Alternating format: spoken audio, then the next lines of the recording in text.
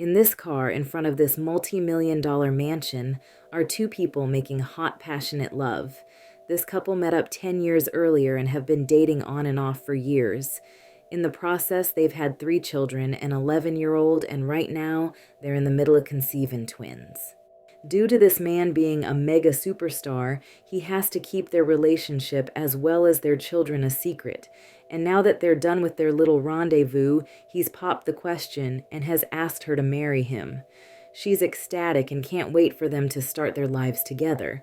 But there's a problem. Yeah, a big problem.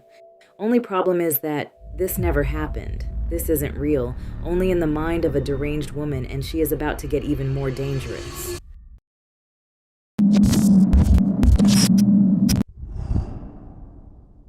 Be careful what you do, 'cause the lie becomes the truth. Those words, immortalized in Michael Jackson's legendary hit Billie Jean, were meant as a cautionary tale, but for the king of pop, they became an inescapable nightmare.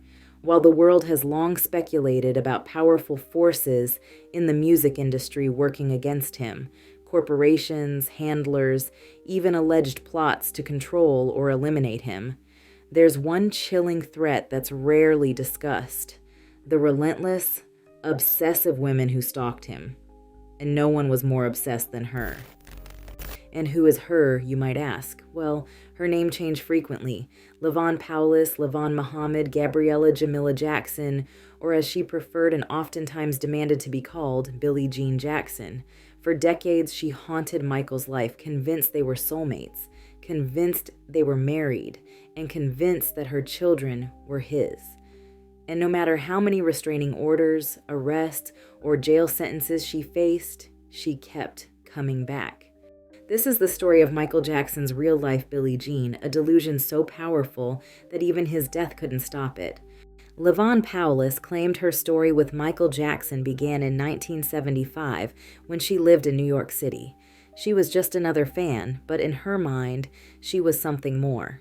She began sending love letters to Michael Jackson and his estate, professing her undying devotion and love to him. She imagined a relationship that didn't exist, one that only deepened in her mind with time. But after years of him not actually responding back to any of her letters, she upped the ante. After all, she wasn't just a fan, she was a force of delusion, determined to insert herself into Michael's life at any cost. Her claims of love and their romance that never was were disturbing enough, but the true horror came when she sent him something that would forever shake him to his core: a gun. Michael Jackson was no stranger to fan mail, and he was very used to getting mail from Lavon, but in 1981, among the countless letters of admiration, one particular package stood out. Inside, he found a loaded gun, accompanied by a chilling note that told him to delete himself so that they could be together. The sender was Lavon, the obsessed fan who just would not leave Michael alone. Her affection twisted into something darker. The message was clear: if she couldn't have him, no one could. Michael, still in his early 20s, was deeply shaken. It was an eerie prelude to the nightmare that would unfold over the next 3 decades, a relentless campaign of harassment, break-ins, false paternity claims, and an unshakable belief that she was his wife. Then, in 1983, Billie Jean the song hit the airwaves. It was a song about a woman falsely claiming Michael fathered her child. A paranoid fantasy maybe, but by now, Michael didn't realize that somewhere out there, Lavon was about to make it real. Starting in 1984, when Muhammad was in her 30s, she began repeatedly loitering near the Jackson family's Encino estate.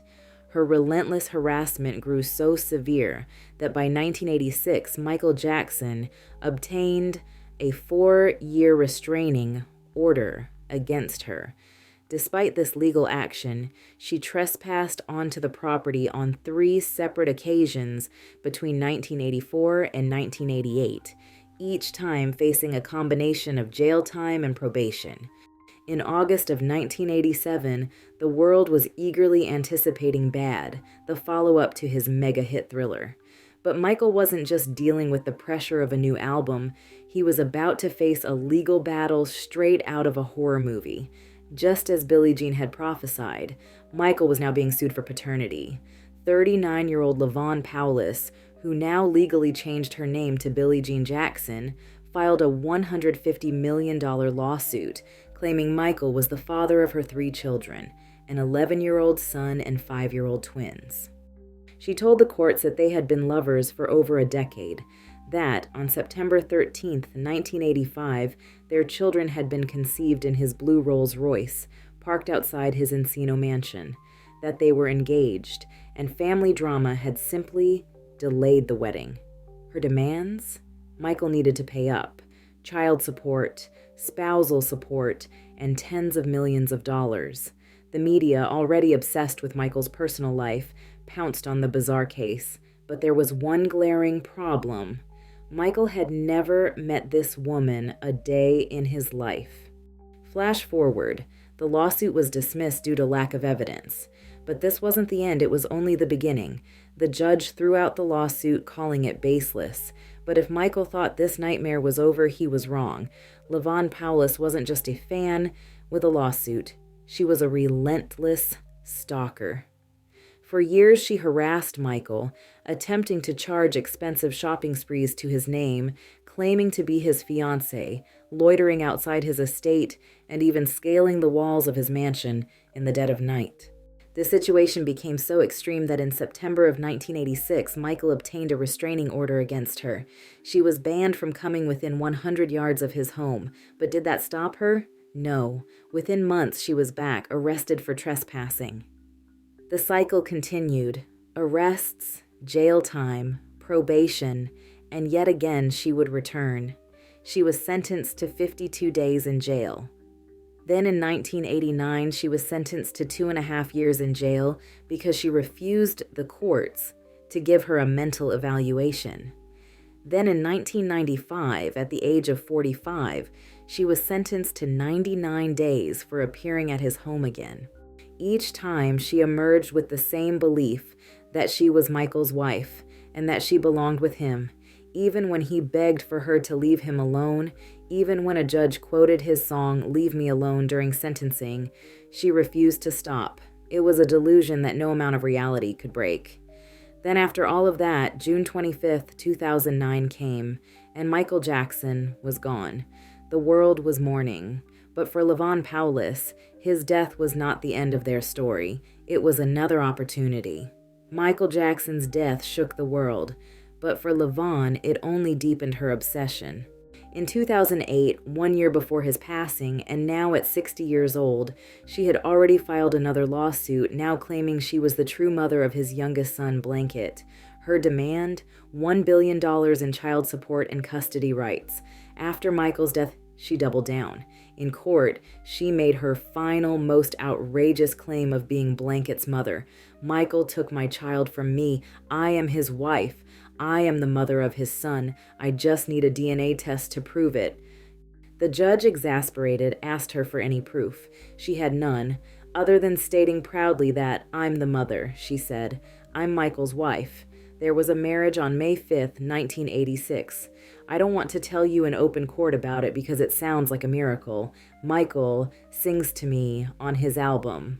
Her lawsuit was denied, and for the first time in years, Lavon Powlis was silent.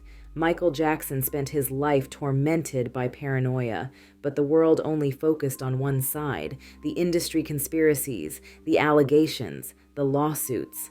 But perhaps the true terror in his life wasn't the faceless figures behind the scenes. Perhaps it was the ones staring at him from the crowd, the ones who couldn't take no for an answer, the ones who made the lie become the truth. After all, Lavon Powlis was not the only Billie Jean to stalk his life. He had several other women stating their imagined relationships with him.